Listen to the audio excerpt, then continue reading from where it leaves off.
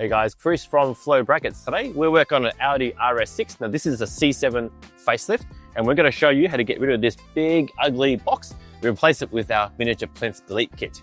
Let's get into it. Now this is the problem.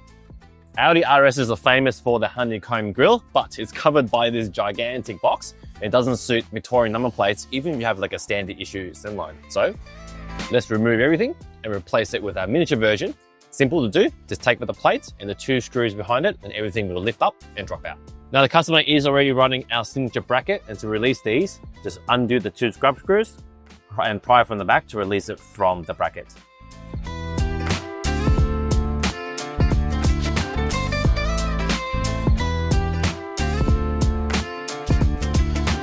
Now that we have the factory mounting box off, it's time to replace it with ours. Now in your kit, you will notice there is 2.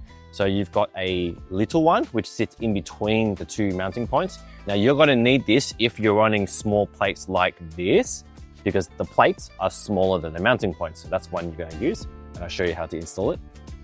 If you're running normal width plates or anything bigger than the 2 mounting points, you can use these ones. These fit straight back into the factory mounting holes. You can use the bolt that you took out to put it back in.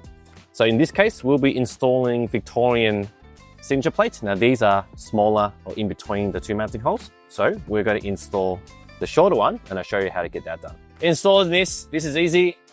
Just locate it into the honeycomb. Now you know where it goes because you can pull the other one first and that sort of lines up in between, or you can count the honeycomb. It's just 1 up from the lowest point.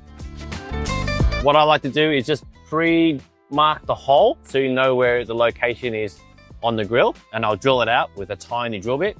This is a 2.5, a 3mm is also okay. It's also helpful because on the back, we've already designed all the honeycomb into the grill, so it's a self-locating part. So I'm very confident that that's the drill point we need. So I'll drill this and I'll put the bolt in.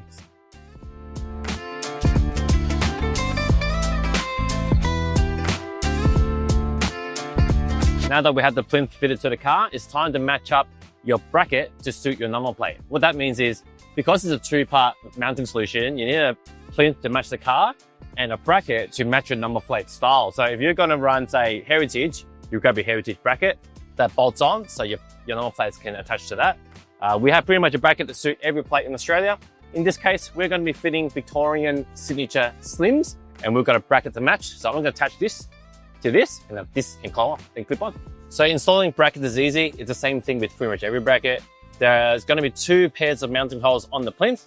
You can take the bolt out and line it up with any of the slots that you'd like, and that creates the height, and then your number plate can go on.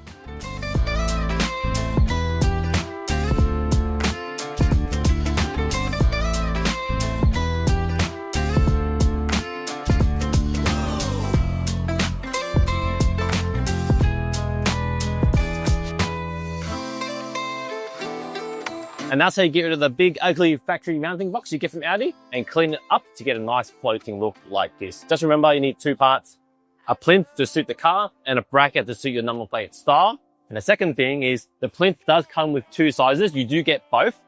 You use these ones, which is direct bolt on for the wider plates. If you've got a smaller plate, use a little one to complete a look like this. I hope you found this video useful. Let's fit.